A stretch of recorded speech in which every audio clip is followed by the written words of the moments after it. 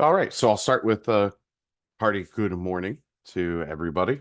Uh, we I want to thank you all for coming to the Keep It Simple new user training. Uh, we're going to begin today by going over some of the tax law changes for tax year 2024 that you're going to need to be aware of, as well as we're going to go through a return in that process and how that process works inside the Keep It Simple software.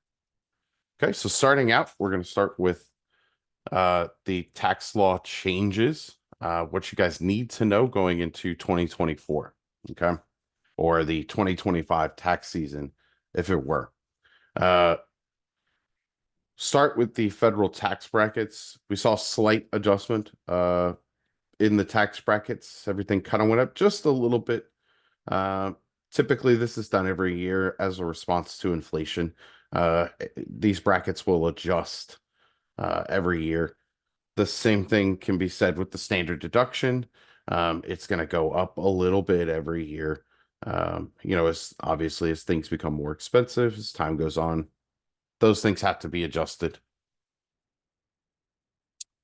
This is the biggest change, and this is where we're probably going to spend the majority of the time today, is the 1099K reporting threshold. So for those of you that have been around for a little bit, you know that we've been talking about this 1099K for at least the last 3 years. Last year, they wanted to roll it out in full effect, and then they backed off of it at the last minute. At this point, there's no indication that they're going to back off of it this year. So, to clarify for anybody who doesn't know, the 1099K that we're talking about, or at least the types of 1099Ks that we're talking about, are going to be the ones that people get from PayPal, Venmo, eBay, Cash App, Zelle, those kinds of sort of cashless transactions that are not credit cards. You're transferring money transfer software. Okay. Um, so beginning this tax year, the reporting threshold changed. Last year, it was $20,000 in gross payments and at least 200 transactions. Anybody who met those two criteria or one or the other criteria would have gotten a 1099K from Cash App, Zelle, those companies, right?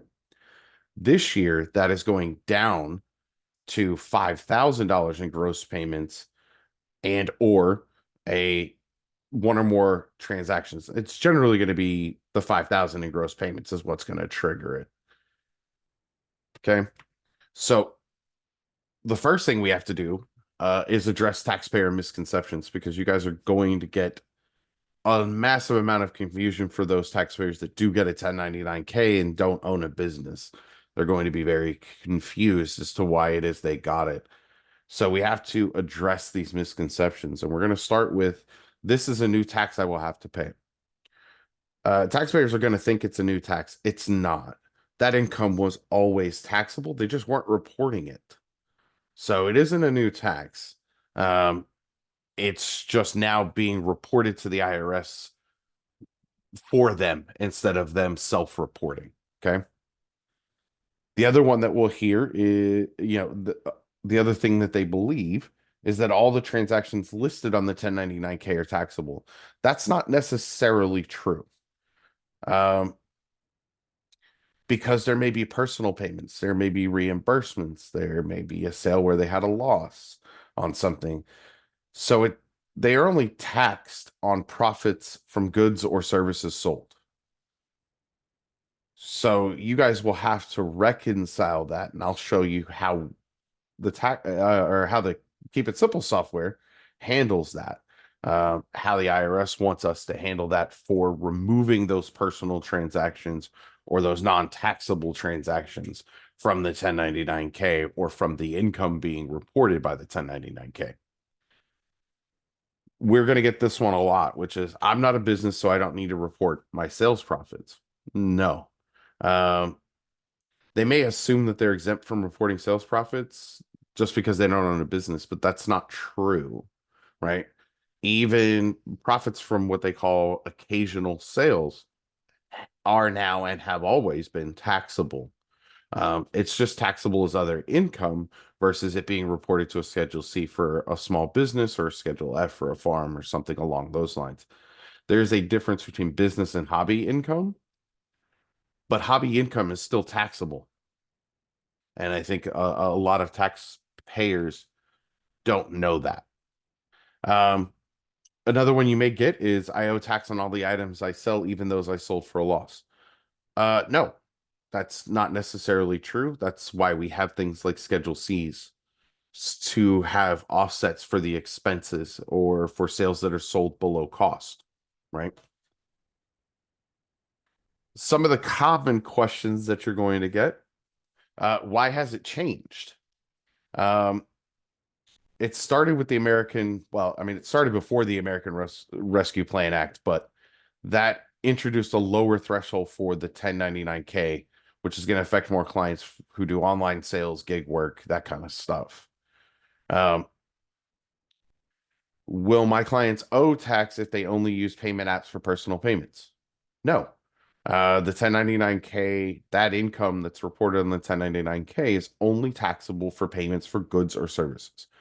Personal payments, splitting rent, reimbursing a friend, that kind of thing, they don't count. They're not going to be taxed. Even if they're reported on the 1099K, it's still not taxable. And that's where some work is going to come for you guys as tax preparers, because we're going to have to find out what's taxable and what's not. And the only way to do that is to ask the taxpayer, quite frankly.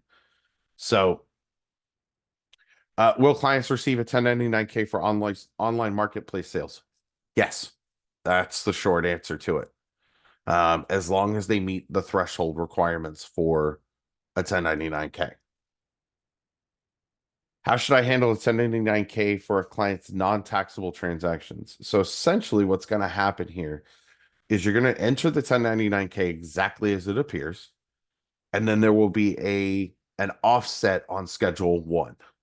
And like I said, when we get into the actual tax return, I'm going to show you guys how that works.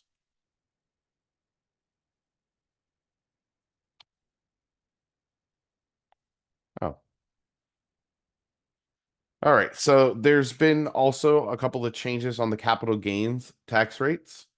Again, it's adjustments for inflation. There's really the 1099K filing threshold is really the biggest part of tax law changes this year.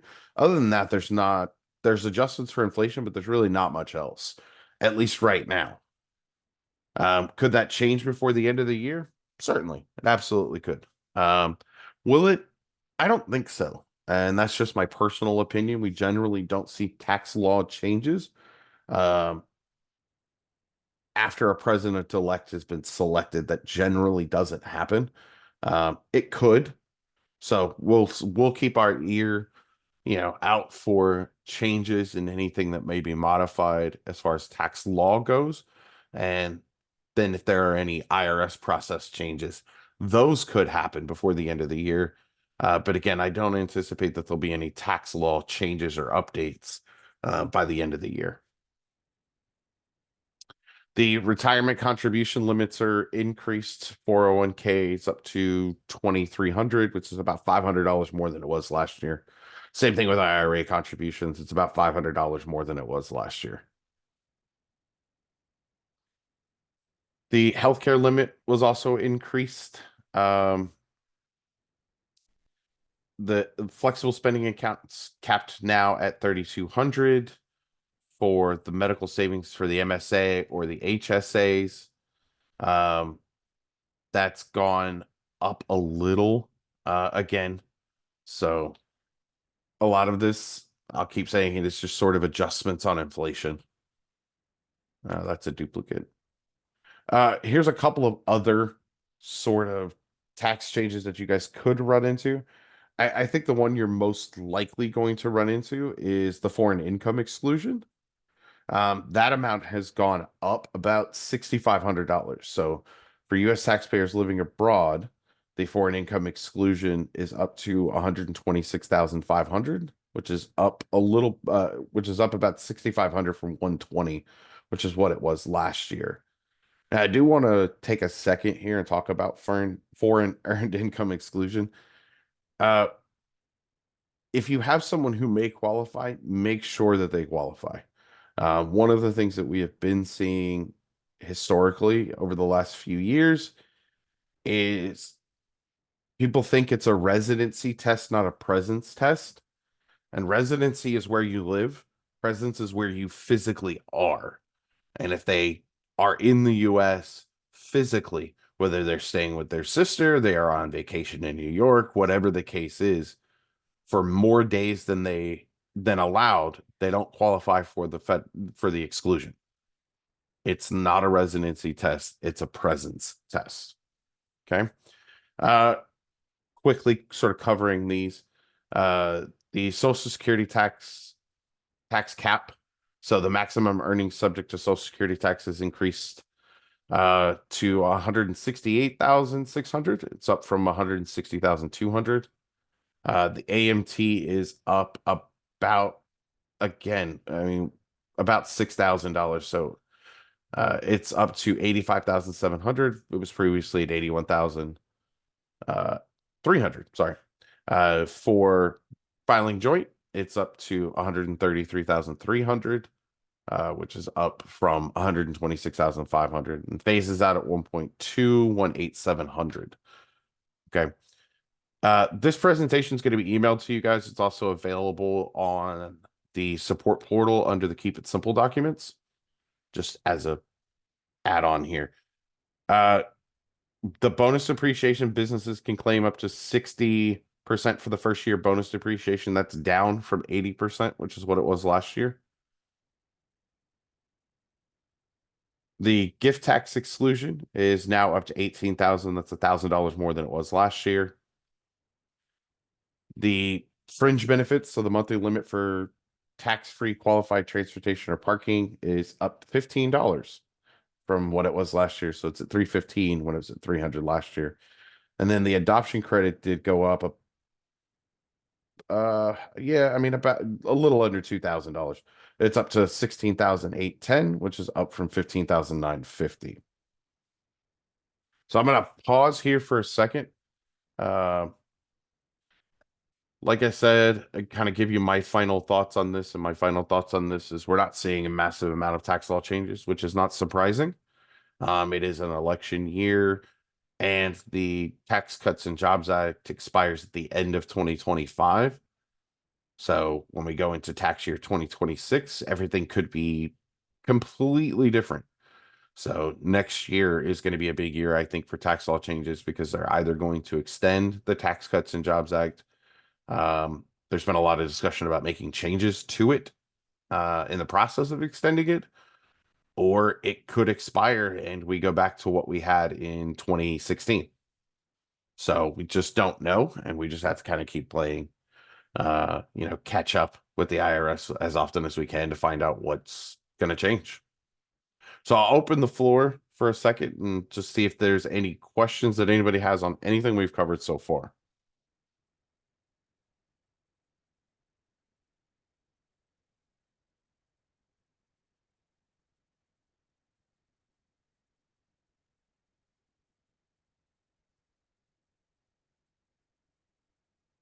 All right, so then we will move forward. What we're going to do now is we're going to jump into the software.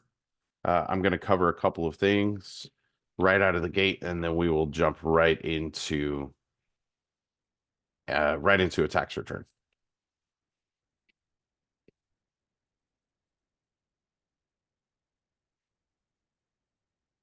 I'm afraid I typed that in wrong. Kevin, Yeah. I'm sorry. I had to get my mic on. I just wanted to reiterate to the audience in reference to that 1099-K and to understand that some taxpayers feel as though there's not a need to report it. However, they'll get that little nasty gram letter because they did not report it, and then your taxpayers will probably be bringing it to you, to them as the tax preparers. The taxpayer will be bringing to the tax preparers to basically screaming help and, how do I fix this type of stuff? So I just want to notate, obviously, the seriousness from a tax preparer side to inquire and ask for the upcoming year, did you receive a 1099-K? Yeah, I think that's important to point out as well, Pedro. So I appreciate that. Yeah, I mean, obviously, if they got it, treat it the same as you would any other 1099. You know, they got a 1099 miscellaneous, it's got to be reported. If they got a 1099 NEC, it's got to be reported. And if it's not reported, it will delay their refund. And I think if you hit them with that, quite frankly, sort of a two-punch scenario where you say, did you get a 1099-K? And they go, no. And you go, okay, if you did, and we don't report it, it will delay your refund. And you might be surprised how many people are like, oh, yeah, well, maybe I did. We're going to have a lot more people show up this year with them. And I just want to make sure that you guys are prepared for that. Right. So, sliding back into the software, I'm going to start here. This is the dashboard screen. This is the first screen you see when you log into the software. Right. There's our message board. We've got our federal reject or our reject return summary here where you can see your federal rejects, a couple of dashboard icons. Dashboard reports kind of give you daily summary, e-file summary, those kinds of things. But where I want to focus is at the top here. This blue bar contains a massive amount of information and tools to help you as tax preparers using the TaxHound software. Starting with this area here that I just highlighted. This tax year tells you what tax year you're in. And the reason for that is because we can do log into prior year. And if I want to log into the prior year, it's going to open and it's going to tell me, see, tax year 2022. If you need to do prior year returns, this is my advice. Always click log into prior year, select the year that you want, log into the prior year, and then start a new return this way. The reason for that is this is the easiest way to do it. The process stays the same. If you use the prior year return from here, from the client section, that process is a little bit different. So I would advise you to sort of stay, in that same process. It just makes life easier for you at the end of the day. Okay. Right here is view text messages. So if you send a text message to a customer and they reply, those will show up in this view text messages. It'll show up here. You can also search through your text messages. For anyone who hasn't done bank enrollment yet, it's right here. Start 2024 TYA enrollment. And then you select the bank and go through the bank enrollment process. Okay. If you need help with that bank enrollment process, please reach out to support. We're always available to help you in any way that we can. Which leads me to our next little button up here, which is live chat. Our live chat button connects you to our live chat program where you can ask us questions. We can get a remote. We can help you with anything that you need. I strongly encourage you to use live chat as often as you can. It's a good way to get information quickly, and you don't have to wait. Should there be a hold time, you don't have to be on the phone while your customer and your taxpayer is in front of you. I think it's the biggest benefit to you is you keep your credibility if you don't know the answer to something. They expect you to know the answer to everything. We all know that that's not a realistic expectation, but that doesn't keep them from having it, right? So using that live chat is a highly beneficial thing. Remote support, if we need to connect to you, we'll have you click that remote support button, enter that session ID, and in the name field, we're going to request that you put in your EFIN in the name field. This allows us to track the recordings of those remote support sessions better for quality control purposes. Okay. And then we have the quick account setup. Quick account setup. These are the things that have to be done so that you are ready for the tax season. For our renewed customers that are in here, this stuff, you guys know, it carries over.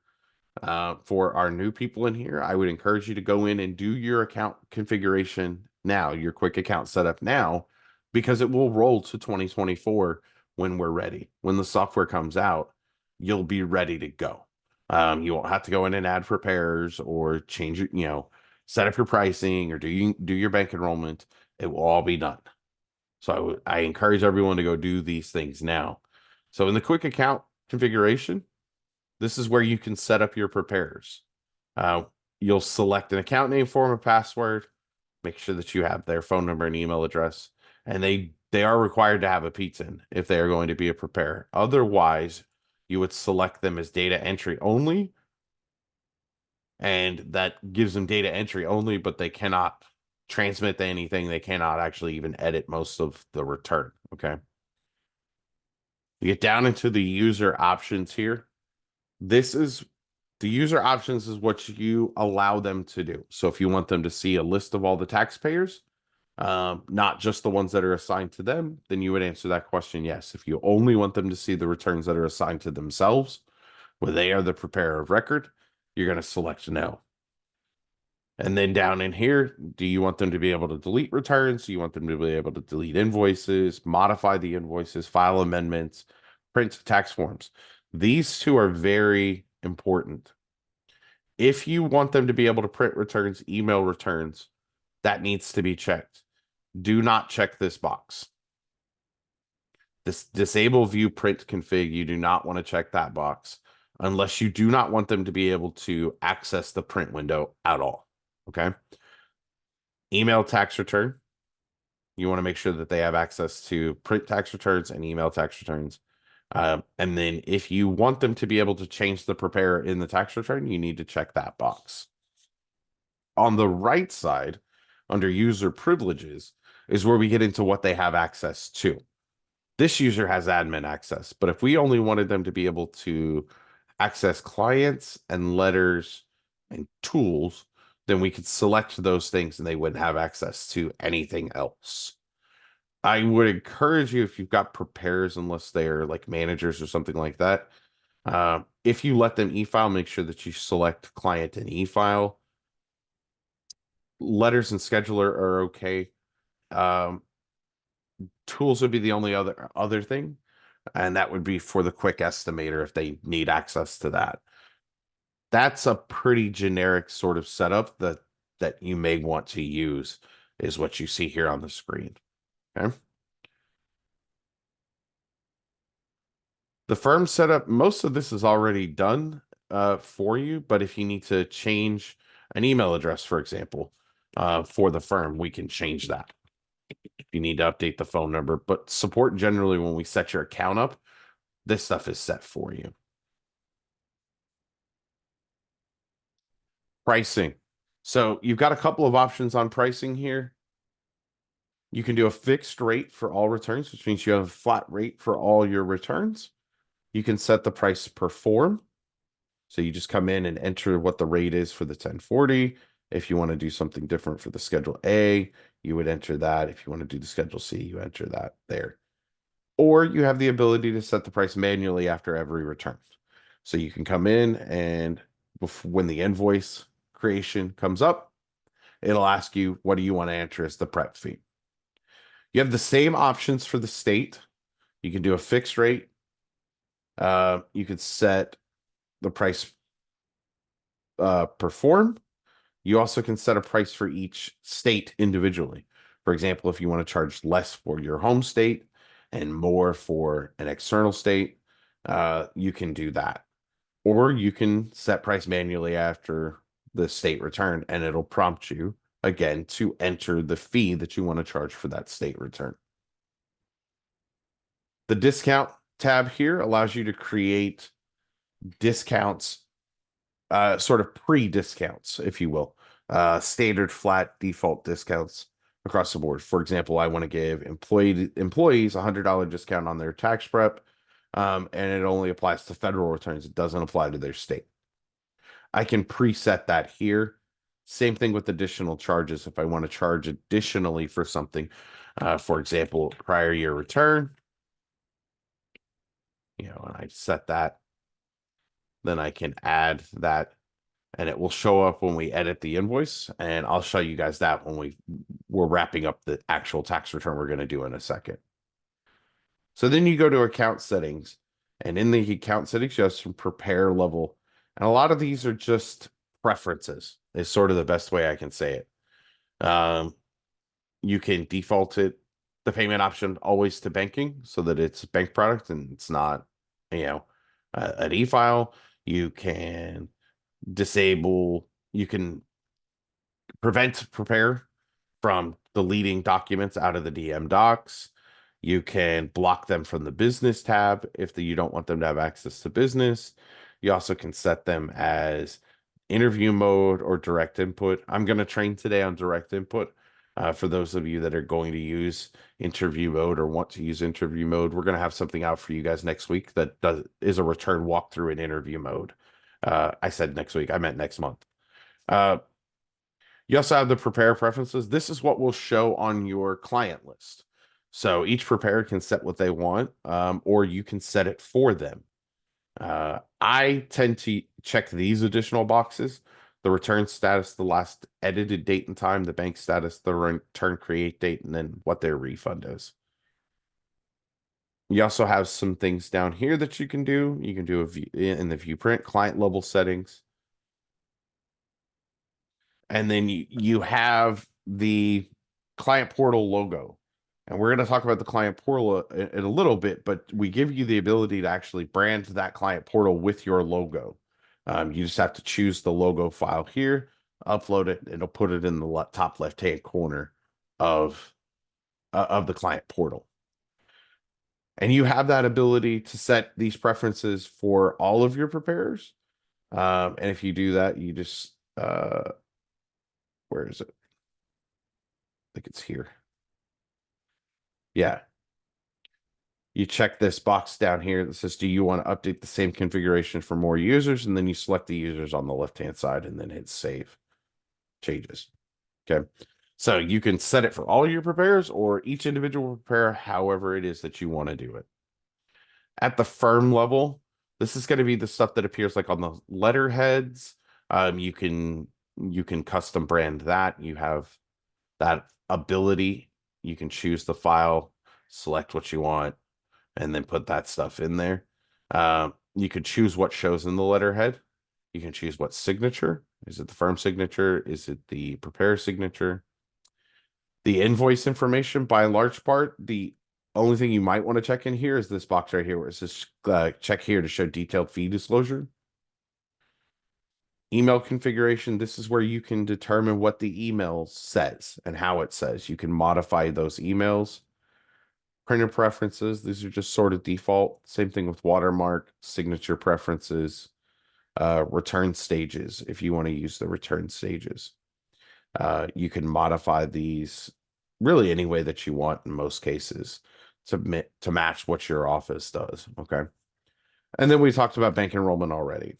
So that's pretty much the gist of the setup. The setup is pretty easy. It's pretty straightforward.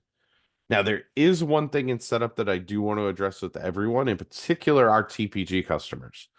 For those of you that have been using TPSC, that have been using Refundo or Republic, you have been printing checks through the bank's website forever. They've never printed. Most of them have never printed in the software. TPG was the only one. So Santa Barbara TPG now the checks will be printed out of their website. It will not be printed through the software. This was done for a couple of reasons, but primarily when we wanted to get the checks in your hands faster. A lot of times there's a delay because they have to get thousands upon thousands of checks from their system to our system, and that takes time. Now, when you get that email in the morning that says you have checks to print from TPG, you can just log into TPG and print the checks. It's a very simple process. We'll be sending out some information on how that process works, at least to the best of our knowledge. But again, it's going to make the process a lot easier for you guys in the long run. So that's the reason that decision was made across the board. So all check printing will be done from the bank's website moving forward. Okay. If you are using a signature pad, you can set that in the setup. So you go setup and then signature pad or sign pad. These are the signature pads that we currently support. If you want to use your mouse to sign, you can. And you can do it for your preparers as well.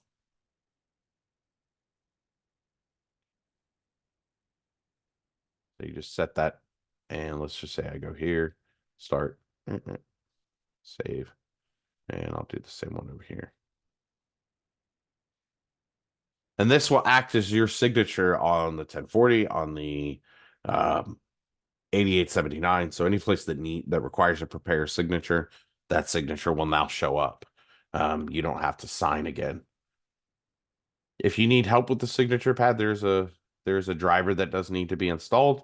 Please contact support. We'll help you. We can get it done really, really quick, with minimal headache to you or to anybody else.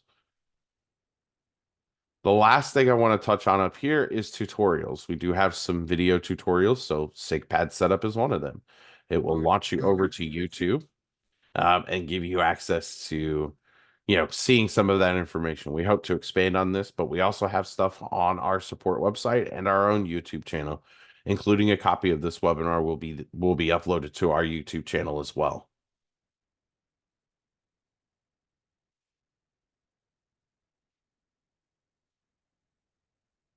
So when we come in here, now we go to clients, and this is your client list. So in this client list, you're going to see the return created date, the edited date, because these are the columns that I added. This little icon here indicates whether they are a My Tax Office client. This means, do they have access to the client portal? Did they sign remote signature? Are they using the mobile app? It's one of those three things, but it means that they have an account for My Tax Office.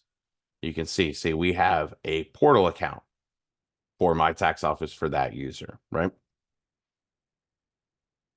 So this one does not have one. Okay. So we're going to start a new return. You enter the social, and then you're going to do a secondary entry, which is a confirm.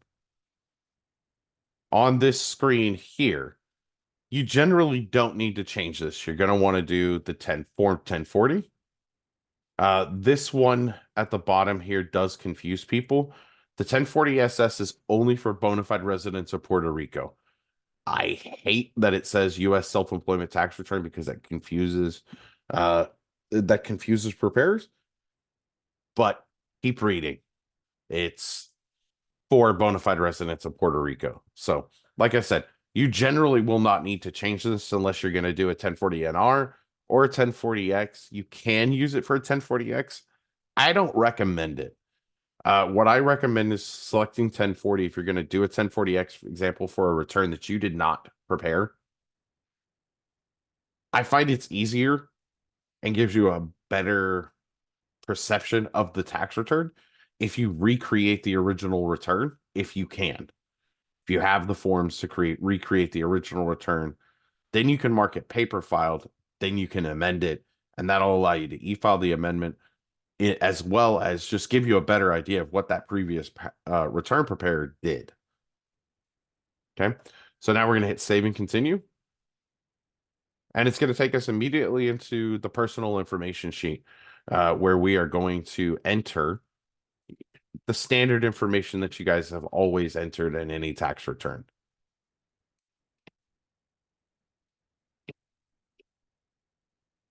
So we're just going to get date of birth, occupation. I will tell you, I have been doing this over 20 years. I have no idea why the occupation field exists. It doesn't change anything in the tax return, but they make us answer it anyway. It's a required field by the IRS. I just don't know why. The next piece that you're really going to have to focus on is going to be this Affordable Care Act question. If they had health insurance through the marketplace, you're going to answer yes. If they did not, you're going to answer no. Now, this results in quite a bit of rejections. And the reason for it is, I think, a lot of taxpayers don't know that they have health insurance through the marketplace. They think that because they went to UnitedHealthcare.com or BlueCrossBlueShield.com and got their health insurance, that didn't go through the marketplace. They think you have to go to healthcare.gov to get marketplace insurance. And that's just not the case.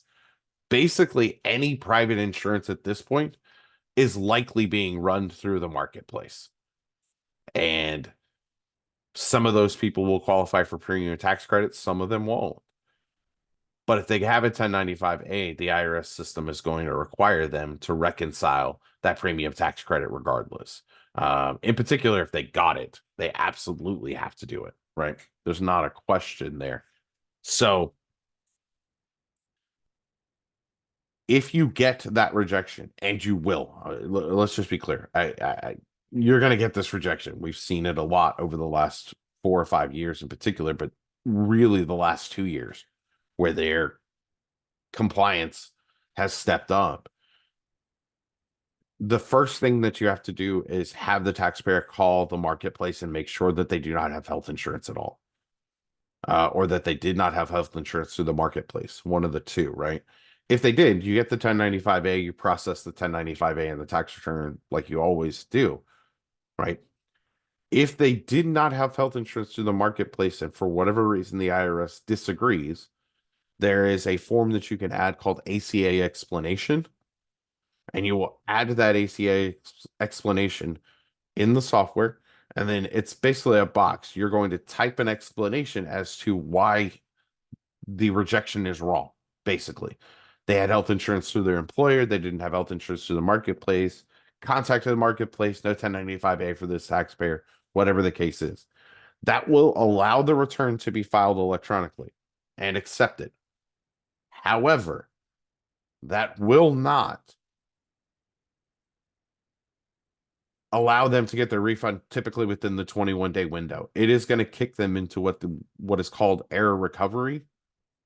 And error recovery is where tax returns go to die. That's pretty much the gist of it. The IRS is going to want to double check, if you will, against the marketplace, and that takes time. So I would advise your taxpayer that if they got this rejection, that their refund is likely not going to come within that 21 days, that it is going to take longer. And it's better to tell them up front than to have them keep looking at where's my refund every day for 21 days and never see the tax return. It is likely not going to show up in where's my refund because it's in error recovery, which is why returns don't show up in where's my refund even after they've been accepted. Okay. So moving on a little bit, we're going to choose a head of household filing status for this return.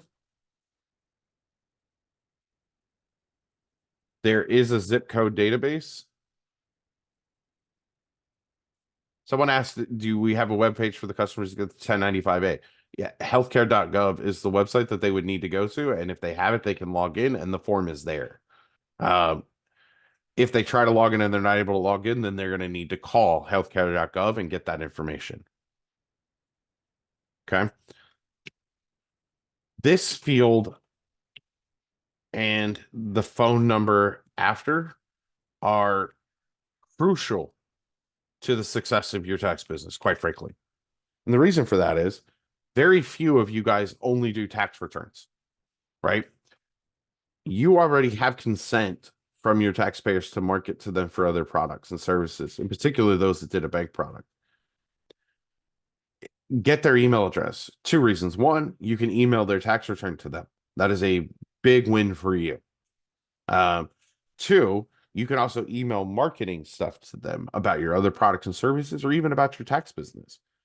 And then the cell phone number, I want to add real quick. If somebody tells you that they don't have an email address, they're lying. If they've got a cell phone, they've got an email address. They have to have it. Okay, so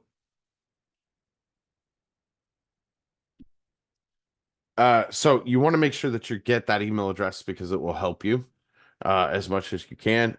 And you want to make sure that you get that cell phone number. And the cell phone number, you want to make sure that you let them know that you may be sending them text messages about their tax return. And then you have to check this box. If you do not check this box, the software will not let you send text messages from the software to them. Okay, someone asked, where can we find the ACA explanation form? You can't, the ACA explanation form will not open until the return has been rejected for the ACA. It's not something that you can add before, so there's not really a way for me to show it. I'll show you how to get to it in just a second when we do the form search. Okay. But make sure that you get that cell phone number. It will be beneficial to you in a great way.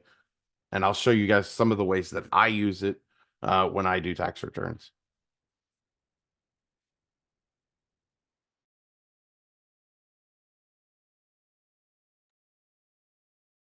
So we select the resident state here by default based on the address. If that's not correct, you can change it in the drop down list and select the resident state. For example, if they move to Texas in January, that's not their resident state for tax year 2024, right?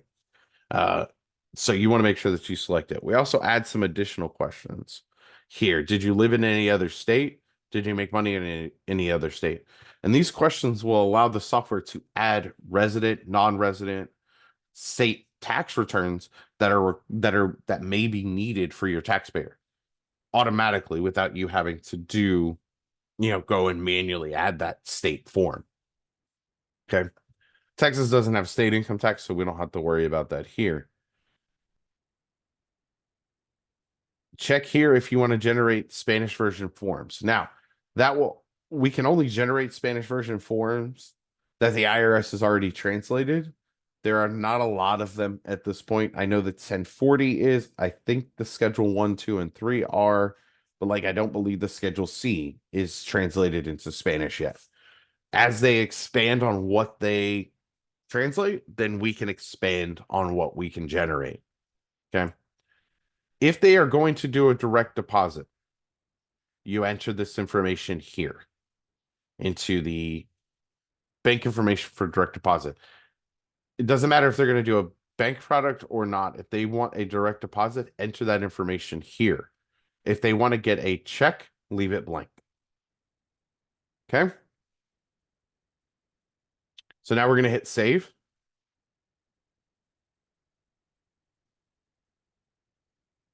And so I'll show you guys what that ACA explanation sort of looks like. See, I can't add it because this return has not been rejected with that ACA, and that was a requirement by the IRS. So, but you just type in ACA explanation will come up, and then you can add that box. Okay. The next step is the additional information. Now, I'm not sure if this was taught to people or not, so I just want to make sure we cover it. In an effort to combat identity theft in particular, the IRS has started making sure that you guys are accountable, if you will, for not verifying identities. You are required by law to verify the person whose tax return you are filing is the person you are talking to. And the easiest way to do that is with ID information. If they are doing a bank product, this is a great place to go ahead and enter it.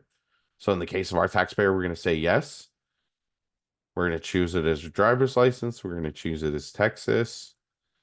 We're going to put the driver's license number in. We're going to choose the issue date. And then the expiration date. 1/1/28. Okay. And that's a great way to verify their identity is using their ID information. But we also give you some additional questions. And this applies to the verification or the identity verification in person and remote. So if they are physically in front of you, then you can answer no on the remote and yes here. And then you want to check that their ID is valid and that it matches their face and the name matches, and you want to verify their identity. If you're doing it remotely, you're going to need 2 forms. This is my advice to you guys. I wouldn't use this remote section. If you have taxpayers that are not coming into your office, if you're doing remote tax preparation, make sure that you do a Zoom meeting or FaceTime or something like that. That's a good way to verify the identity because now you've seen them face to face. You want to do something to make you see them face to face so that you know that if you're filing Jill Matthews' return, that it isn't John Jones in another state filing her return. That is a common thing for scammers to try to do, is to get preparers to file tax returns using fraudulent information, by doing it remotely. It's much harder to do that in person, right? So just be aware of that. Be cautious. Okay, so once we've done that, our next step now is to go to dependent information. And this is a head of household return. So we have to have at least one qualifying dependent for head of household, right? Relationship, date of birth, dependent SSN.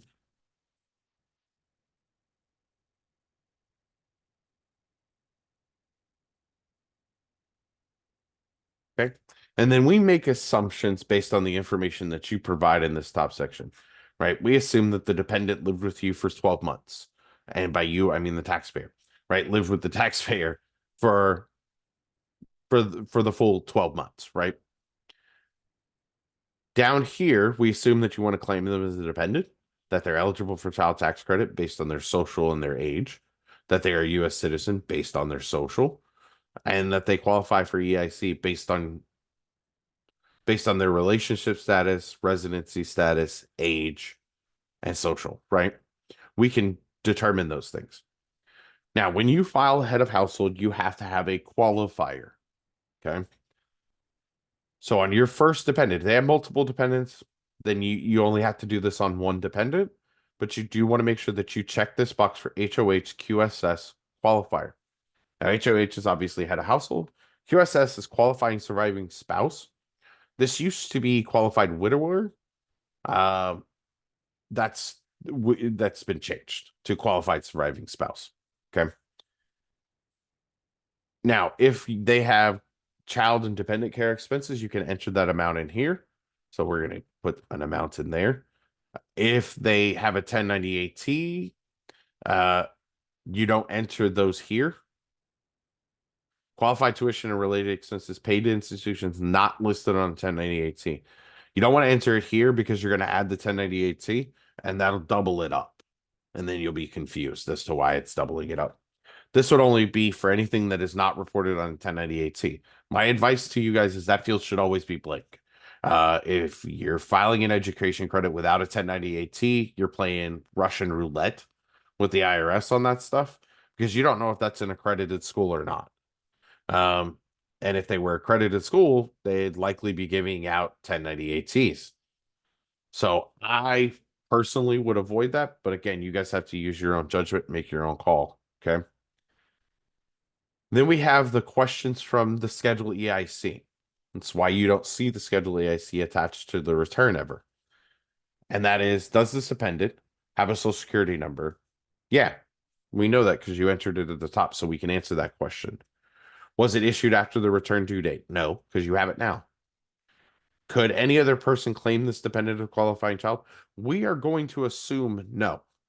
If that is yes, then you need to answer yes. If someone else could claim this, then it's yes, and you need to ask the follow-up questions that are required, right? And did they live with you? Well, yeah, you told us that they live with you for more than 12 months, and we know that you live in the United States, so we can assume those things are correct. And then if they had a marking split.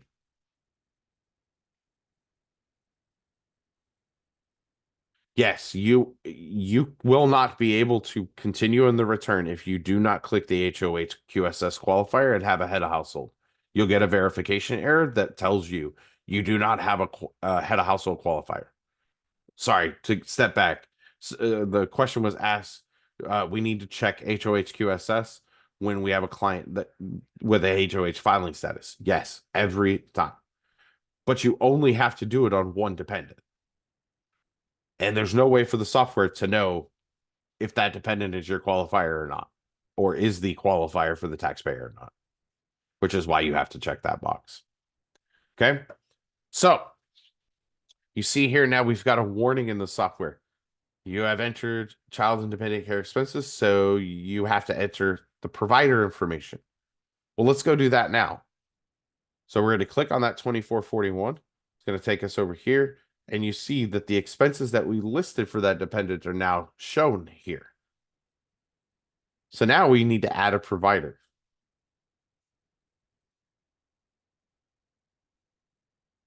Okay, so we've added our provider. We need to add a daytime phone number. And then the amount that was paid. And then we're going to hit save. And then we've got a couple more questions. Now, this is a great example for me to say, hey, if you don't know what's required on here, just go to the bottom and hit save. Anything that shows up with this red question mark circle, that means there's a required field. And if you click on it, it tells you invalid entry. Please select anyone. Right? Did we pay? No, we didn't make any of those payments. So now we can hit save and we can continue on. So that's entered. Our next step, now that we've got all the personal information entered, right, is to add income. So we're going to go ahead and add our W-2. So we're going to add a W-2. We're going to search W-2. And then we're going to click add new. And inside this W-2, we're going to go ahead and enter an EIN. There is a built-in EIN database. So for, if you need to, when you're entering EIN, if that EIN already exists in the database, it's going to pull that information forward. If it doesn't exist, then it will save it after you enter the address information, the company name, that kind of stuff. Let's see. So we're going to add a little bit of income. We're going to add a little bit of federal tax withheld. Okay. And sometimes we're going to see these box 12 code boxes. And most of the time, that doesn't matter too much. But there is a particular one, and I don't remember what that code is now.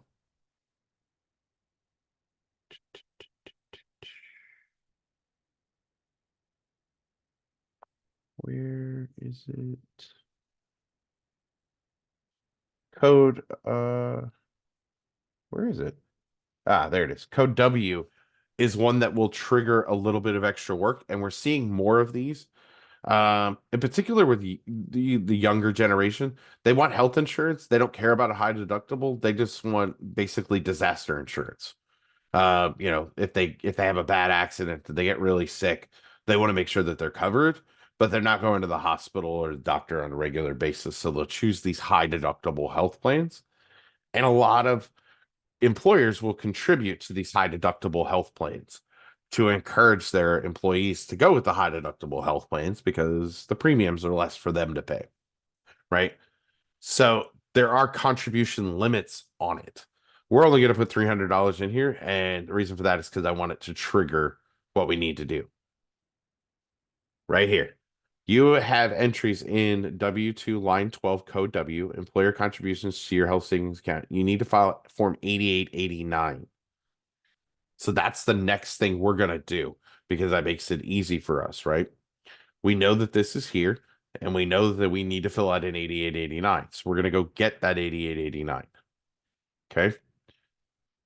We know that the taxpayer has contributions. That's why with this box is checked and 300. So anybody who doesn't know what an HSA is, it's a health savings account. So it allows them to put money into an account on a pre-tax basis to use for medical expenses, right? They can use it for medications, they can use it for co-pays at the doctor, whatever the case is. Most of these people will have HSA contributions, either from themselves or from their employer, if they have high deductible health plans. And that's key piece, if they have any additional amounts. So the employer contribution is going to be reported to line 9 on here, but you need to find out if they contributed any amounts out of their paycheck into there as well, because that's not going to be listed by the employer. So that is something that they need to know, because that plays into what the caps are for them and whether any of that income is taxable from the employer. Okay. That's number one, right? Number two,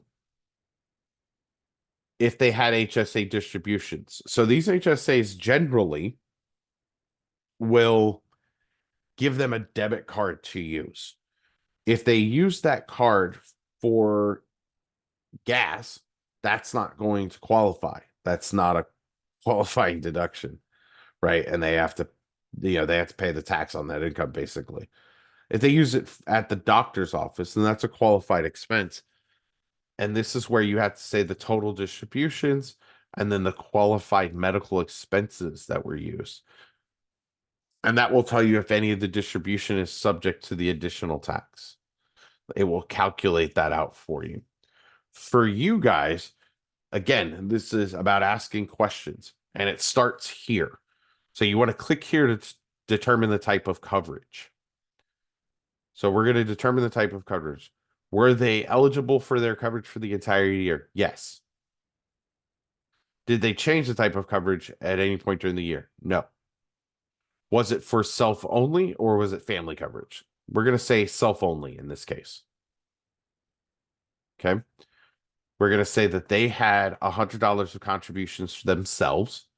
And we're going to say that they took $100 in distributions from it.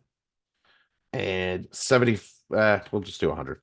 $100 of it was qualified medical expenses. Okay. So now when we hit save, that's it.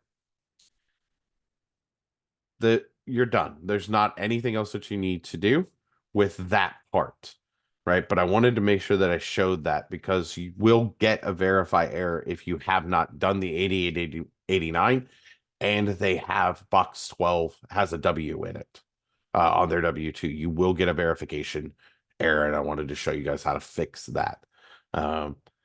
So we've got November 21st here.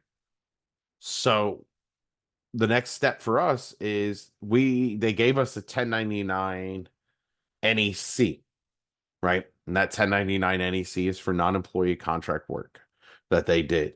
Well, they have a Schedule C. So that indicates to us generally if they've got an NEC, they're going to qualify for a Schedule C. So we are going to add our schedule first, then the 1099 NEC. It's always schedules before forms.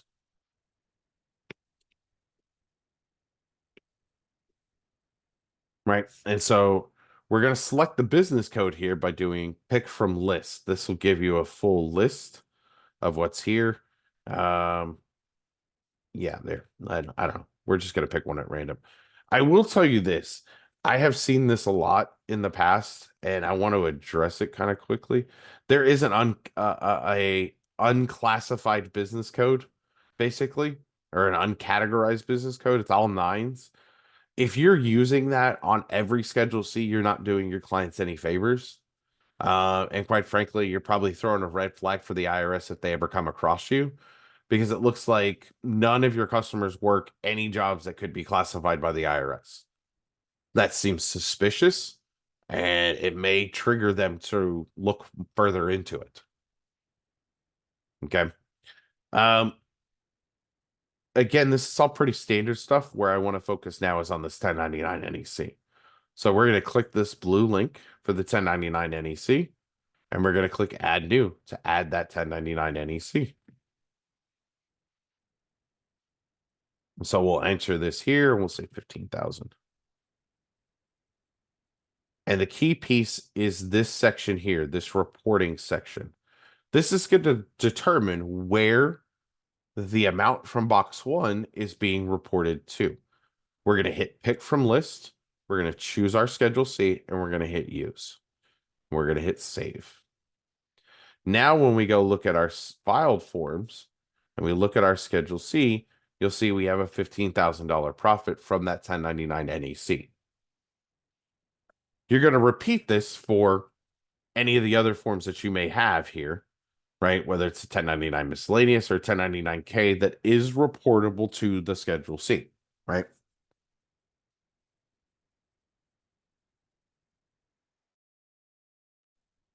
And now we get down into the expenses. And what I want to show you in the expenses is this little box right here, this little clipboard. This little clipboard can be very helpful for you as you're breaking down receipts from customers, right? It allows you to itemize these things out. And the reason that this is incredibly helpful is you can add information into the description field, right? So for example, I'm going to add 4imprint here. So we got promotional items from 4imprint. Well, why is that important? Because if the IRS audits this client or they audit you, you can come back and hit this clipboard and see the receipts you should have or that the taxpayers should have. And so if you're entering information like this, I know I'm looking for an invoice or a receipt from the company 4imprint for $150. That is going to make you getting through that audit process a whole lot easier. So I encourage you to use it. The other thing that I want to talk about in here is depreciation. So when we're talking about depreciation on the Schedule C, you're going to run it from Form 4562. But here's the thing. If they have a vehicle and they want to take the standard mileage, they can do that in Part 4 unless they are depreciating anything at all. So if they've got a laptop and they want to depreciate that laptop, then the mileage section here in Part 4, the vehicle information section, will be disabled and you will enter that information on the 4562. Okay, so I'm going to kind of show you what that looks like. So we're going to go to the 4562. We're going to click add new, and then we're going to click pick from list and make sure that this is connected to the right schedule or form. It is. So then we're going to hit add new. And in this case, we're just going to type in laptop and the date placed in service. I'm not sure where this happened or why. But a lot of preparers have been putting like 1/1 of 2020. So for example, this is a 24 return, 23 return. So they're hitting 1/1 of 23. That's not a good idea. I'll say it that way. This date should be the date that they bought the laptop and put it in service for the business. And in particular, the date they put it in service for the business. So if I bought this laptop in March of 2020, but I didn't start using it until April of 2021, then this date would be April of 2021. This is hugely important for depreciation because depreciation happens over a time frame. And in some cases, you also have the special allowance, right? The special allowance allows you to take 100% of the depreciation at one time.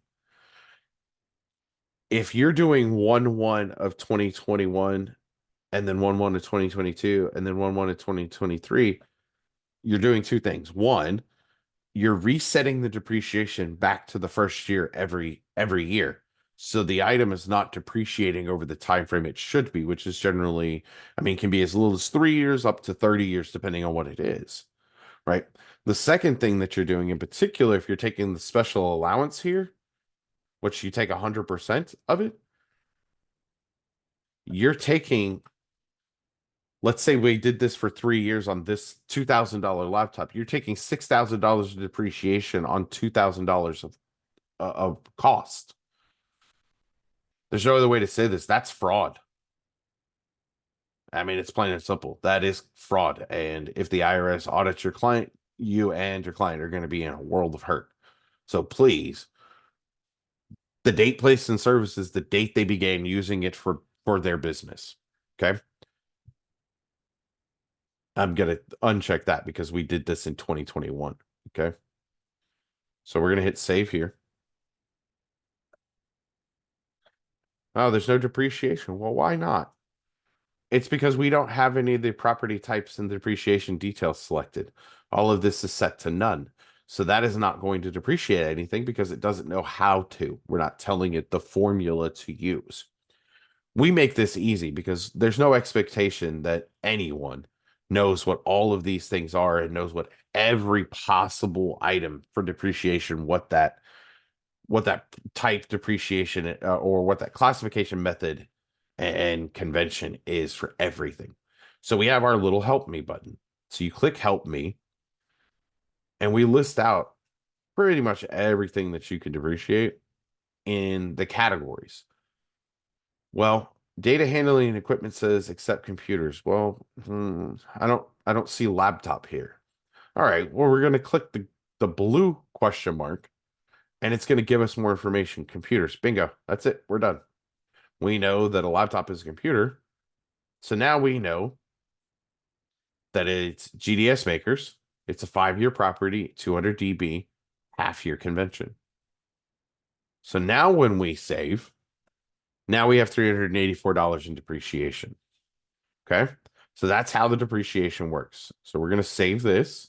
We're going to go back to that Schedule C and we're going to go add or try to add our mileage. Oh, there's no part 4. And we give you these little notes in these yellow boxes. And this one says you can complete part 4 only if you are not required to file Form 4562 for this business. Because we are depreciating the laptop, we are required to file Form 4562.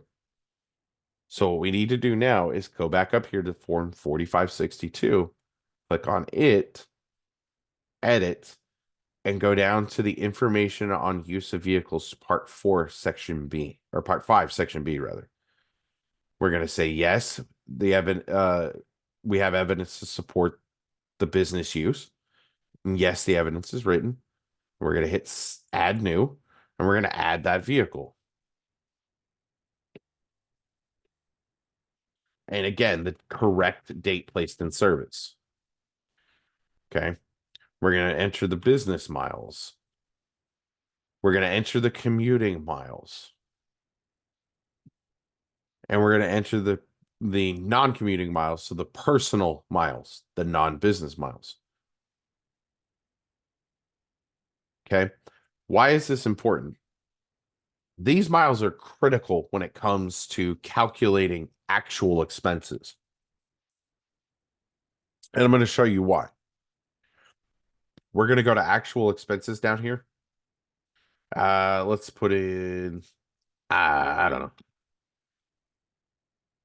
Right. We spent $2,659 on gas, oil repairs, the whole thing, whatever.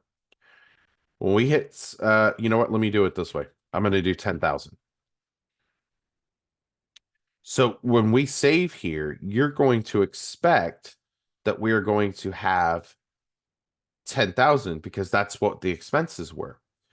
No, because the business use was only 78% of 10,000. So when we save, we're going to get 78.28, basically, right? $7,828. That is why these miles are crucial, because if you take these out, right, and you have zeros here,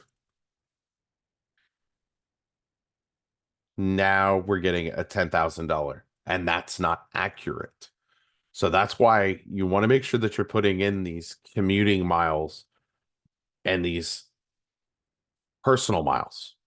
Okay. We're going to take the standard mileage rate on this either way, and we're going to hit save. Now, with mileage or with vehicles, you can take standard mileage or you can take depreciation and actual expenses. You cannot take both. You cannot do standard miles and depreciation in the vehicle.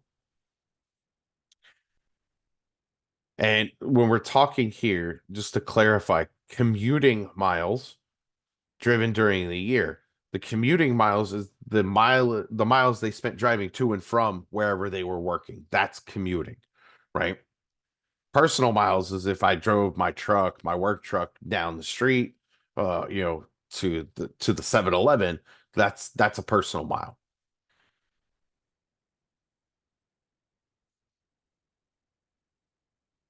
All right, so now we can go down here. We're going to save. And we're going to go look at our Schedule C now, and we're going to see that profit and loss is now changed, right? Because we got a couple expenses. We got some depreciation. We got our mileage. So now that's down to 4,500. The last thing I'm going to point out here is just a pet peeve of mine.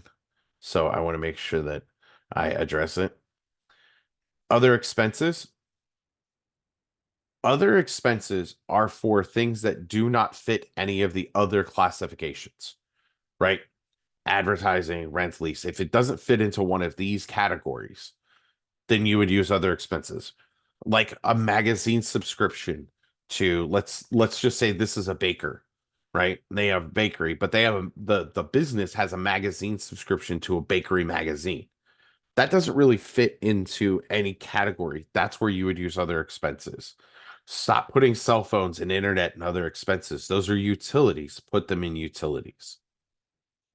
Stop using other expenses to itemize out all of the expenses. What you're telling the IRS is that you're too lazy to put it into the right fields when you do that kind of thing. And what you don't want the IRS to ever feel like, even on a singular return, is that you're not doing stuff the right way or that you're trying to cut corners. Because if you're cutting corners here, are you cutting corners other places that are affecting the refund in a major way? They don't know, but they're going to find out. And now you've got an audit going. So I would encourage you, in particular, the one that drives me crazy is the cell phones and internet. That's a utility, like their water and their electricity, put it in the utilities field. Okay. If you're not sure where it goes, fine. Then go ahead and use the other expenses, right? But if you can tell, you know, cell phone is a utility, great. It should go in the utility. You want to file the return as accurately as you possibly can. Okay. So now we've got our Schedule C, and you see in our filed forms here now, we got quite a bit of stuff. There's quite a bit here. So I think I'm done with the return, but let's find out. So we're going to hit verify. Okay, so we have a couple of things. One, we have the form QBI. Let me show you how the QBI works. This is pretty simple. You're going to click here to fix. The QBI is already added for that Schedule C. So we're just going to edit and we're going to hit save. That's it. The only thing that you might have to adjust here is whether they're a specified business, trade or business, or if they're part of agriculture or horticulture co-op. And then if they need to make any adjustments in here. For the most part, you see. And that's where we give you some additional information to determine whether or not they're a qualified business or trade. We hit save. It generally doesn't affect most taxpayers, but it could. So if they are, make sure that you select that. Okay. So we're going to save and save. Okay, perfect. Now we're going to verify again. Okay, so now we need to do our due diligence as preparers on the 8867. So we're going to click here to fix. We're going to add new. And you're going to see right here at the top, these are all of the things that they qualify for. EIC, child tax credit, head of household. So now you're going to answer these questions, right? And these are generally questions that you have to ask specifically about the return. These are not questions that you ask the taxpayer. They are for you to answer, right? Did you complete the return based on the information provided by the taxpayer? Yes. Did we complete the applicable EIC child tax credit worksheets 8812? Yes, we did. Did you satisfy the knowledge requirement? Meaning, did you ask questions and document their responses? Yes, we did. Did any of the information provided to the tax party seem inconsistent or incomplete or incorrect? No. Did you satisfy the record retention? Meaning, did you keep copies of the documentation that you used to determine their eligibility? We're going to say yes. And we give you some examples of documents that you can rely on to determine residency, the disability, Schedule C. So we're gonna select a couple of these. And right here, we're gonna click attach explanation, and we're gonna list out those docs that we used. This is A, required. B, is hugely beneficial to you if you ever get a due diligence audit, because now you can come look at this explanation and know the documents that you should have either in DM docs or in their file folder to present to the IRS. These are the documents that I used, right?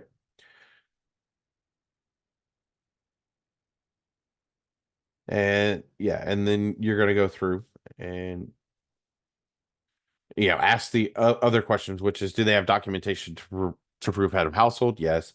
Did you ask the taxpayer if any of the credits are disallowed? No, they weren't. Oh, so we say yes, we asked them. No, they weren't. So then we don't need to do A. And then it's, if the taxpayer is reporting self-employment income, did you ask questions to prepare a complete and correct Schedule C? Yes. Then you get into the questions about EIC, right? Which is, did you determine that they are qualified? That's pretty much what the first question is. Did the taxpayer live with them? Did you explain the tiebreaker rules? And then it's basically the same questions for child tax credit. And then did you determine that they qualify for head of household, right? And then question 15 is, did you complete this to the best of your knowledge, right? Is it true and correct and complete? Yes. Okay. This box here is vital to handling due diligence audits from the IRS in particular. This is where you're going to ask the questions that you are going to ask your taxpayer. For example, right, we have someone filing head of household. They're a single parent. One of the questions is the other parent eligible to claim this dependent? Helps if I can type and spell correctly. Right? That's a question that you want to ask them. No. Okay. Why not? They were eaten by an alligator. Okay, that's good reason that they can't claim this dependent. They're not alive, right? But you want to document the questions that you ask and the responses that were given by the taxpayer. Even if you want to summarize what the taxpayer told you, that's fine too. You can do that. You want to make sure that you have the date the information was received, who the information was obtained from, and I encourage you every single time to check this box that says check here to generate this worksheet for taxpayer signature. And when we go do the signatures, I'm going to show you why. Okay. So we're going to hit save here. We've done our due diligence. We're going to hit verify. Last thing missing is the PIN. So we're going to click here to update. Your ERO PIN should already be pre-selected. So this should be very, very easy. You're going to leave all of this top section alone. You're going to click auto generate taxpayer PIN. You're going to check the box that says entered by ERO and you're going to hit save. Okay. Now, when we hit verify, we have no errors. Fantastic. So we're going to click complete. You want to mark the return complete and you want to mark yes to the return reviewed. So are you ready to mark return as completed? Yes. Are you ready to mark return as reviewed? Yes. So then we're going to do save and redirect to manage returns. Now, every tax office is different, so I'm going to give you. So someone asked, what are items you can put in other expenses section? Anything that doesn't fit into those categories. So like the example I used was if someone has a small bakery business and they buy cookbooks or they have a subscription to a baking magazine or they're part of the local bakers association and they pay dues, those don't have categories on the Schedule C for them to fit into. Other expenses should be used exclusively for expenses that do not reasonably fit into any of the categories listed in the expenses section of the Schedule C. Okay. So kind of sliding forward here, every tax office has its own process. I'm going to teach you guys the process that I use, and you can adjust it as you need to fit your process. My process is I do the return, and then I get paid or have a payment agreement. Then they sign, and then they get their copy, and then it's sent. That's my process. Now, before I jump into the next step of the process, if you are going to use DM Docs, if you have a scanner, or you want to upload documents into here, you can do that. So you click DM Docs, and you can either hit scan doc and use a web camera based document scanner. Most of them will work as long as they're treated like a webcam. Or you can upload documents that you scan locally or that your taxpayers have sent to you. So in this case, I'm going to upload a doc here. Let's see. I'm just going to do, and I'll select the document for you guys. Let's see.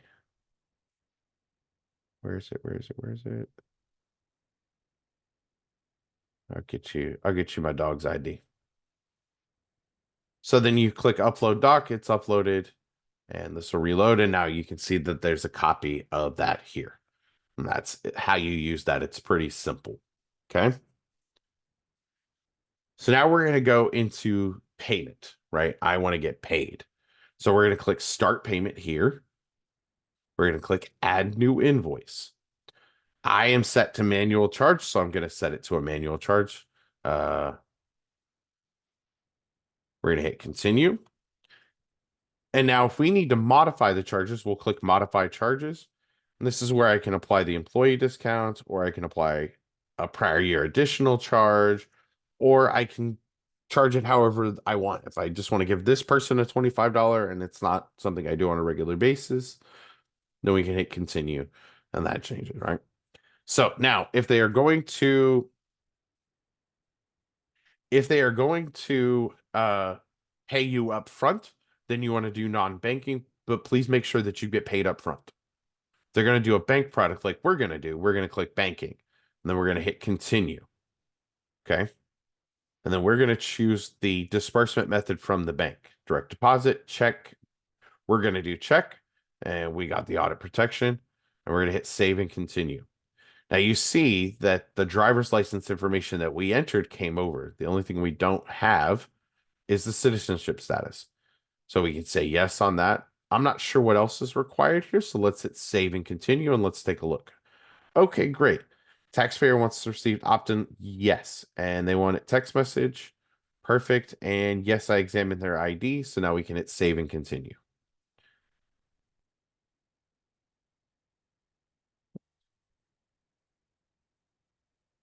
Oh, these all match the preparers.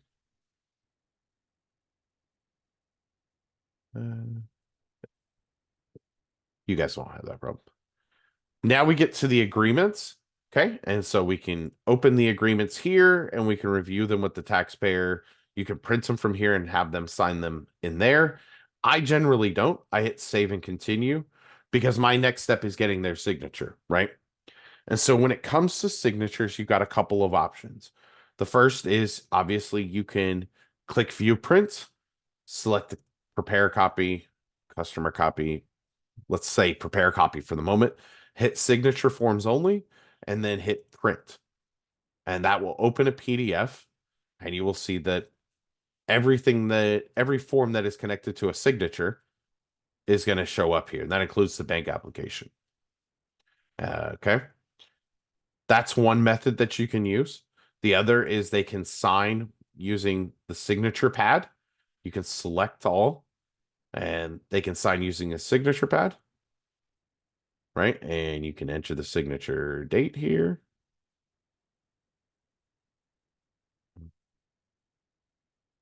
That's not going to work. Oops, what is today? Today's 21st. There we go. And you can save the signature, and then when you go print, and I'll show you. So we can do prepare copy. I would say this, if they're signing with the signature pad, I wouldn't probably print your copies as the preparer. I would export to document manager. So you do export to document manager, you hit OK. And when you go over here to DM docs now, your copy of the return is now saved in here with all the signatures. And I'll show you, we're going to open it all the way up. Yeah, that one. So we come in, we open it up, we get the full return. And you'll see that their signature and your signature are here. It's not real big. And that's fine. As long as the signature is there and it's consistent, the IRS has no issues. Okay. And that way you don't have to print your copy if you can print their copy. It doesn't matter. The next option is in the My Tax Office. You can send a remote signature request. The remote signature request will send them a link. They click the link, and then they're going to enter their name, their date of birth, and their social, I believe is what it is. And then they can go through the signature process, if you will. And we have a few videos on our YouTube channel that explain the process on your side as well as their side that you can look at as well. The key piece to know is if they say they signed, you can come in here and check it by going to signature on the client manager. If their signature is here, then they signed. If it's not, then they haven't. It's sort of that simple. Okay. So now we have their signatures. So we need to give them their copy, right? The IRS says that you can provide the tax return in any medium, any format that you wish to the taxpayer, as long as the taxpayer agrees. So what I do is I don't give them the option for a printed copy. They have to request it. So this is how I frame it. I say, you know, all right, Mrs. 21st, we're done with this tax return. So you've already signed everything. So before I transmit it, what I'm going to do is I'm going to email you a copy of the return. The instructions for how the password to open that PDF is down in the bottom of the email. 95% of your customers will go, okay, and move on about their business. You'll have a smaller percentage then that will go, can I get it printed? And you go, sure. And then you can print their copy. So to email it, you're going to hit view print. You're going to select customer copy. And I always add a watermark, but that's not required. You want to do customer copy, and then you want to hit email customer copy. Before we do that, though, I want to show you this one thing that we talked about earlier, which is the 8867. Remember, I told you guys, check that box at the bottom. This is why, because it creates this form. And this form has signatures. So this is everything they told you, right? They told us that the other parent was eaten by an alligator. And when the taxpayer signs, it says, by signing below, you verify that the above information was provided by you and is true and accurate to the best of your knowledge. This will keep that taxpayer from ever saying to the IRS, I don't know why they put that on there. I didn't tell them that. Yes, you did. And you signed that you did. So that's a protection for you guys, right? So now we're going to go ahead and send this. Let me close my DM docs here. We're going to hit email customer copy. And then we're going to send email. If you need to change that email address, you can type it in. But by default, it's going to pull whatever email address you had entered as their email address in the personal information sheet. So now the taxpayer has a copy of their return, right? So let me tell you how that password is actually created. The password to open the PDF, because the PDF must be encrypted per IRS regulations, is the first 4 letters of their first name, their full date of birth, and the last 4 of their social. So the password for this customer would be this. I'm going to show you, because this is what I do. I send them that, and inevitably, for what I have found, that majority of my taxpayers can't figure out how that password is created. So I just send it to them in a different method. So I will send them a text that says, oops.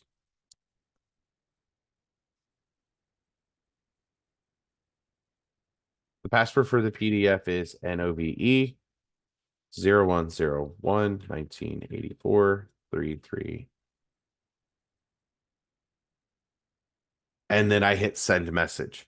Now they have the password, and that's exactly how they enter it.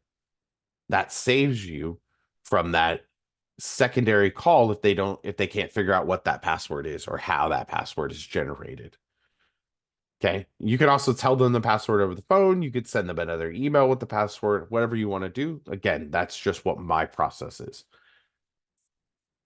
So now we're done We got paid. They got copies. We got signatures. We got everything that we need. So now we can hit transmit now. Okay. I want to stop for a second and point two things out. One, if the payment button is grayed out, it's because the return has not been marked complete. Okay. If the transmit button is grayed out, it's one of two things. Either the return has not been marked reviewed, or the payment has not been completed. Those two things are required for you to be able to transmit the return. The return being complete is required for you to be able to start payment. So to be able to transmit a return, you have to mark it complete, mark it reviewed, and complete the payment. Then you will be able to transmit. Then you just hit transmit now, select it, and hit transmit now. I always say hit transmit now. There is one other thing that I want to point out, and I can't do it on this return. So I'm going to go to an older return and see if I can do it. Yes. When you are doing a non-bank product, they're paying you up front. This question here where it says, do you want to mark the invoice as complete? Always answer that question no. The reason for that is if you answer it no, then we can edit the invoice. So if I say yes to this, right? And I'm going back and I'm like, okay, so now it's time to pay me. And the customer's like, oh, wait, I misunderstood. I thought you meant we're going to take it out of the refund. Okay, so now I need a bank product. No problem. I can go back in and edit this invoice and change it to banking, right? And continue with the bank product. Let me show you what happens if you don't. If we say yes and we do save and continue, we go back to manage returns and they come back and I go edit payment, I can't edit the payment. It's locked because we said the invoice was complete, which means they gave you cash in hand or you charge your credit card, whatever the case is. So now they want to do a bank product. So now what you have to do is click live chat, right? Type in your information, reach out to our support team, and they will have to have one of our engineers delete the invoice so that you can start over to do a bank product. What you hear in all of that is time. This takes time, as opposed to just answering no to that question and being able to go back in and edit that invoice with no trouble, right? So I always point that out because it matters. So we're going to go back to our 21st November. Okay, so we've done everything. Let's just say taxpayers already got their refund. Everything is good. It's now September and they're getting ready to get their kids enrolled in college, or they're trying to enroll themselves in college and they need a copy of their tax return. Now you can email a copy of their tax return to them again. You could do that. My advice is this, and that is click My Tax Office and send them to the client portal. Have them create their account in the client portal. And the reason for that is because then next year they can log into the client portal and upload all their docs. And you don't have to then wait for them to send you docs or anything along those lines. Right.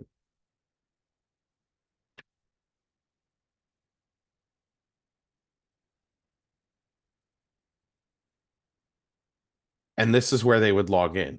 So I'm going to show you guys kind of what the client portal looks like, if I can remember what my password is. This is one from last year. Hey, look at that.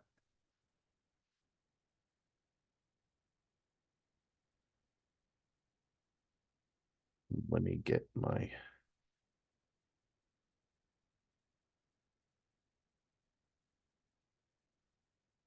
Okay, let me...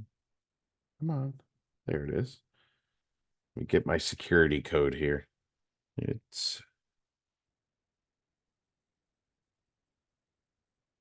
So this is what the client portal looks like, and they can see and get copies of their returns from ViewPrint. So right now it's generating those PDFs for them to be able to export, right? They can come in here, they can click on the forms they need, and they can print them. We click on it, it's going to open. There's the PDF, there's the 1040, and it's signed, right? All that stuff is good. The other thing that they can do is if they have documents that you provided them a copy with, and that's one of the things that I do, is in here. This is just one of the things that I do. I'll do customer copy, add watermark, and export to document manager. Okay. And then over here in my tax office, nope, in DM Docs, sorry. If I check that box and hit update, that makes that document available in the client portal for them. So now if I come back to the document manager, now I can have the whole copy of the return instead of having to click form by form. They can get the whole copy. What's great is when next year comes around now, they can come in here and they can actually upload their own documents. Right? So I can come in and I can choose to upload, let's just say I'm going to put a birth certificate for somebody. I can upload that document now, and here it is in DM Docs. Right? It'll help you if you do that process, and I have found this myself. As I'm doing that process, what it does is it really helps me in transitioning customers away from emailing or dropping off stuff or even coming in with their documents. The portal will help them because now they can do this stuff on their own time. They can come in, they can upload their documents, and then when they're ready, they can come in and get their signature and we can go through the tax return. I'm spending less time with taxpayers, more time doing tax returns. That makes more money. That's how you make more money, is spending less time on each individual return, right? That's how you can make more money. And that's a great way, to sort of start transitioning, if you will, your customers to the customer portal. And this carries multiple years. One thing to note, actually, two things to note. The client portal is from the year that they created their or the first year of tax return that you did, meaning, how do I explain this? So next year, anybody who you create their client portal or give them access to the client portal, if it's a new customer and you're doing their return for the first time next year, the only thing they will have up here is 2024 tax year or 2025 tax year. Sorry, 2024 tax year. They won't have, if you go back and do 2022, 23, it's not going to do that. It's only from the current year forward. Okay. Same thing with signatures, with the remote signature. If I was to log into a prior year, for example, and look, yeah, just do this one. Does they have portal? See, I can't send remote signature to them. Remote signature is only available in the current year. It's not available in prior years.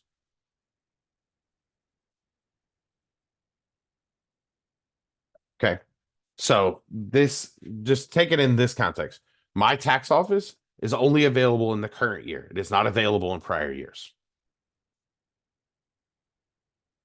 Okay. And then the last sort of thing that I want to point out in here is these notes. Okay. These notes can be very, very beneficial for preparers to essentially turn on reminders for these things. For example, prior year balance is probably a really great one.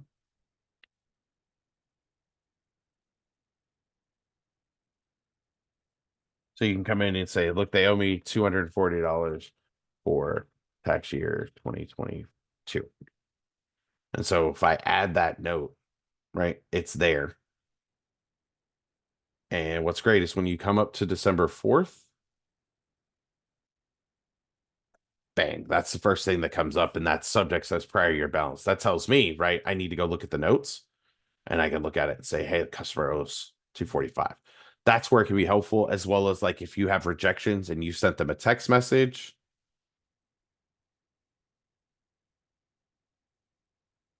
if you send someone a text message about their rejections or something like that, that's a great place where you can sort of keep your notes. If you see, hey, this is what I need from this taxpayer, or hey, this needs to be reviewed, or this was rejected for this reason. Like, those notes can be very helpful in making sure that you just don't lose your place in things.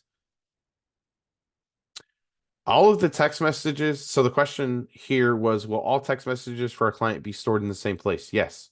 All of the text messages are stored in the text messages section. Their income or their incoming or outgoing messages, it doesn't matter.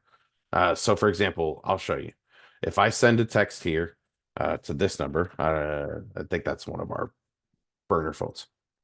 If we hit test, right?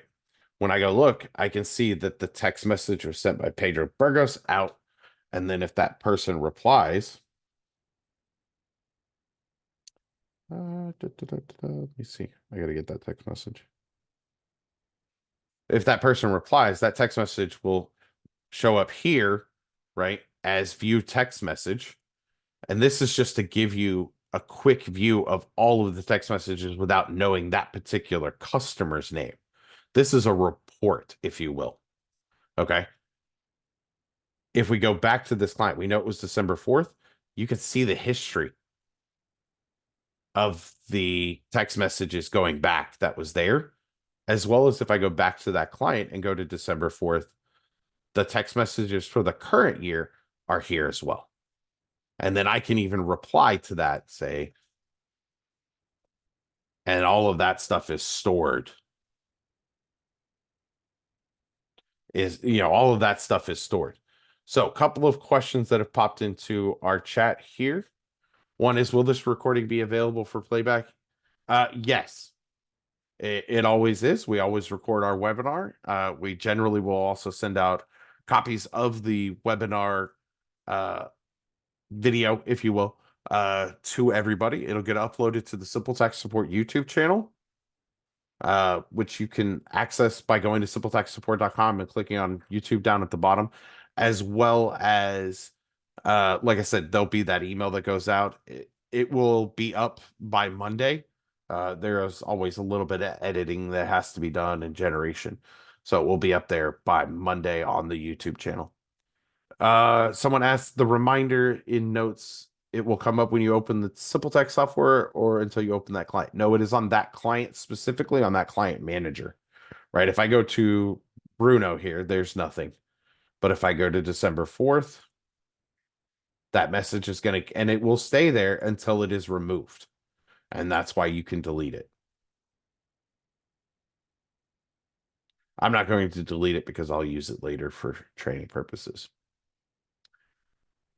Okay, so I think we've pretty much covered everything in here. Does anybody have any additional questions, or is there anything that you want to see that I didn't show?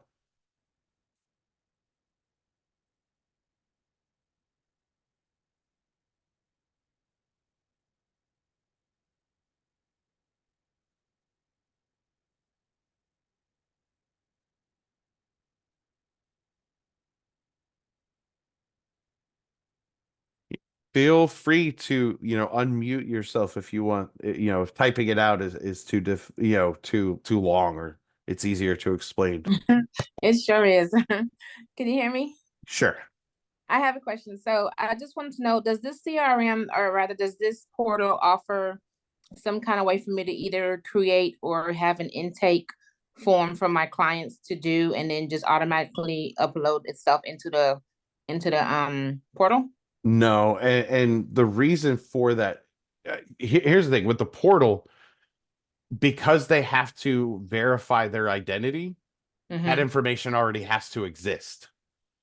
So there wouldn't be a way for them to update the client intake sheet as far as that goes, right? Because you have to have their information already in the system, Right. so they can verify their identity. We've had many discussions about this. The concern for us is the security of it, because we cannot verify who is uploading that information if we have it any other way than having you as the preparer actually enter that taxpayer information. There's no identity verification, and that's sort of where we run into a head front brick wall. I can go in and enter, anybody's information on your website or in your client portal or create an account, and you have no idea if I'm actually the person I'm submitting. And that's where we keep sort of running into an issue, whether it's with legal or with the IRS in regards to implementing anything of that regard. It's been discussed heavily. I've pushed for it for years, but every time we do, we think we've got it, then we hit, we talk to legal or we talk to the IRS, and it's like, nope, that's it. Nope, can't do it. So it is one of the tricky things. I know one of the things that they can do, like if they're wanting to create an account, they can use the mobile app to update, or to create an account. It's not going to update any of the information on the personal information sheet, though. I mean, it will when they create their account for the first time, but if you're talking about returning customers, they wouldn't need to. You already kind of have all of their information. They just need to make changes. Yeah, client intake has always been one of those weird things. It's just very difficult to kind of put on, to do with it.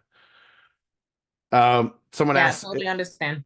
yeah, someone asked, is our software AI integrated? Not presently. That's the best I can kind of tell you. I know that there has been massive amounts of discussion about it. I know there are some engineers working on a particular program, but that's sort of as much information as I have gotten on it. So if there is, they're keeping it hush hush. Um, and that's sort of the way it goes. If the customer doesn't want to pay for the audit protection, no, if they don't want to pay for audit protection, you can just uncheck the box and they don't have to.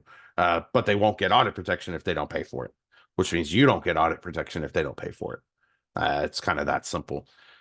20 someone asked, how long do we have to keep the software program open without re-signing back into the program? Do you have any tips regarding having a longer period to continue inside the program? As long as you're actively working in it, you can stay logged into it for as long as you want. But if you go idle, it's 20 minutes, and truthfully, that is an IRS regulation that is across the board now. Every software has the timeout now. They have to, because the IRS told us we had to. We jumped on it a little bit earlier than the IRS mandate for it, but the IRS mandated it, I think, last year or the year before. So even if you're using a desktop software, it's logging you out after 20 minutes of inactivity. All right. Are there any other questions?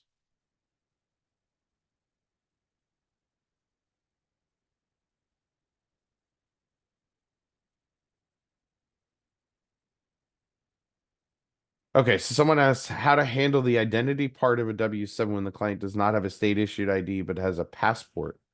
As far as I know, you shouldn't have any issues entering a passport. You know what? I don't want to do it that way.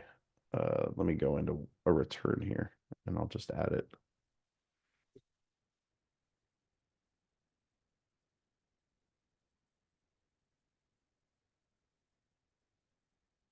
Oh, save that real quick. Ba-ba-da-da-da-da-da-da.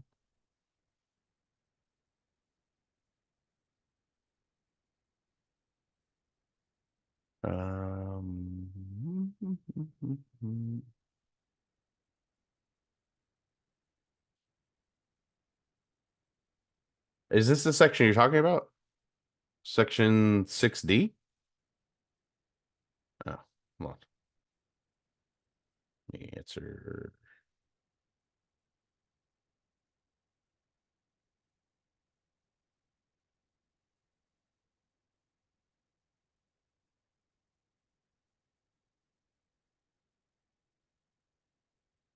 Oops. Oh, that's the one I need to do. Okay.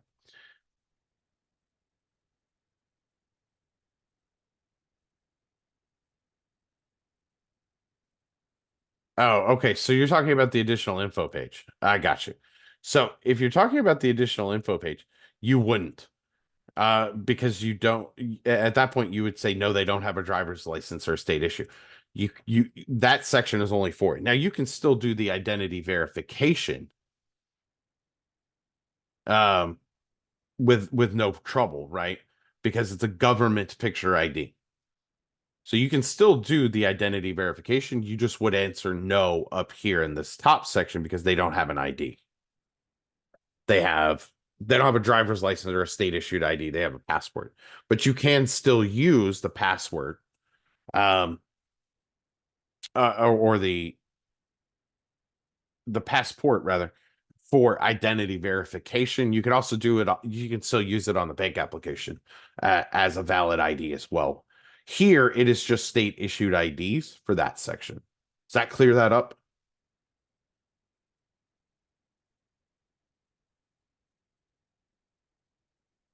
Okay. As far as the next question, can we still work in the simple tax after November 30th? Absolutely. Yeah, you just won't be able to electronically file any tax returns after November 30th. That's going to be the cutoff date. They're going to go offline and they'll be offline until they reopen officially in January. The e-file system will be offline. Now, you can still mail those returns to the IRS. I will tell you this, you can mail them, but they're not going to process them. That's just generally historically what I know to be true. You're probably better off just waiting until the IRS opens for e-file in January.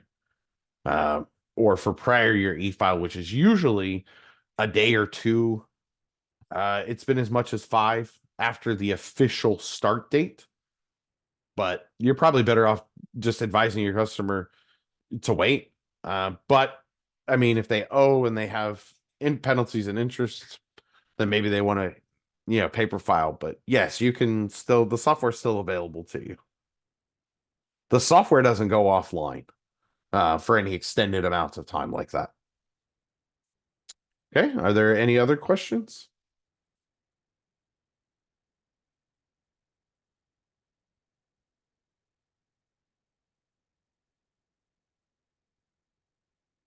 Oh, yeah, you were going to have to paper file that anyway. So yeah, you're fine.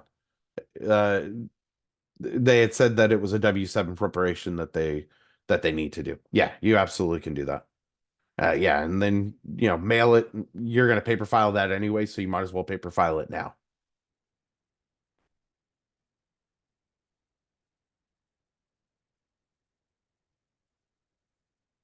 Okay, let's see if there's any additional questions. If not, then we're just going to wrap up here.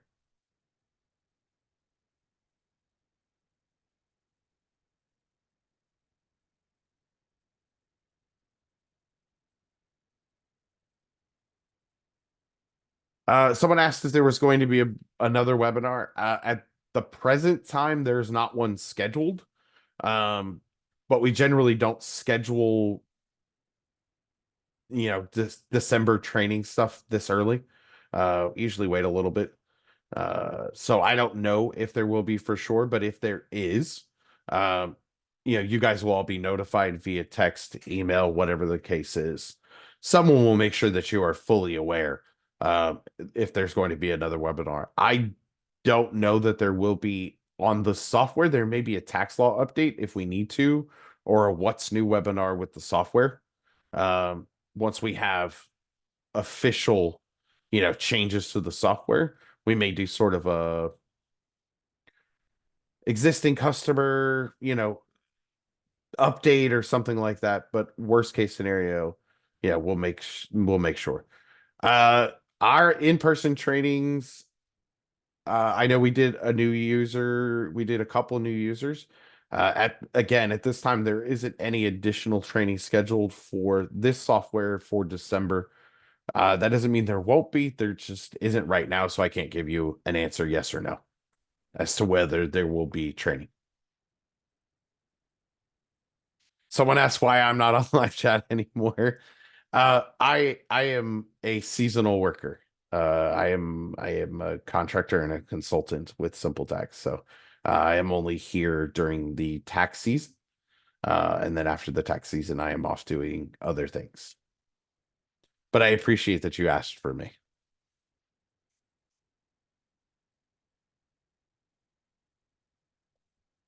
Okay, so we're going to go ahead and wrap it up. I want to thank everybody for their time today. I know your time is very valuable. So I appreciate you guys taking the time to join us today. Your questions have all been fantastic. So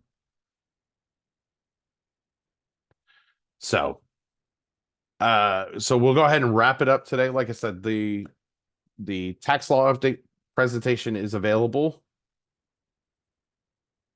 That we covered at the beginning of this webinar. That presentation is already available on the support site, but we'll also be sending you an email today or tomorrow. The webinar link will all the webinar recording rather will also be uploaded to YouTube in the next day or two. So keep an eye on your email. Sort of the follow-up training documentation will all be there. So again, thank you guys for attending and enjoy the rest of your day.